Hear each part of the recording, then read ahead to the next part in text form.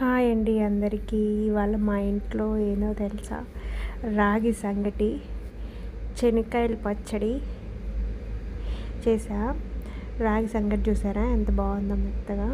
ఇలా మెత్తగా చేసుకుంటే బాగా తినవద్దు అవుతుంది.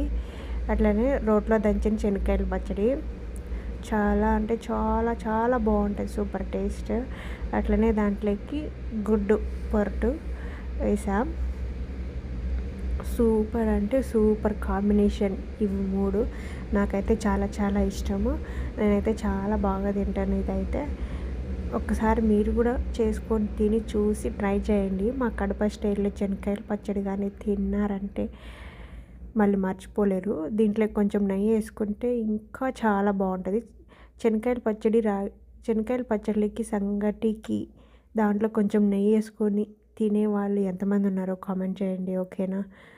అలానే మీ వీడియో కానీ మీకు నచ్చినట్లయితే సబ్స్క్రైబ్ చేయండి, కామెంట్ చేయండి, లైక్ చేయండి, ఓకేనా? బాయ్.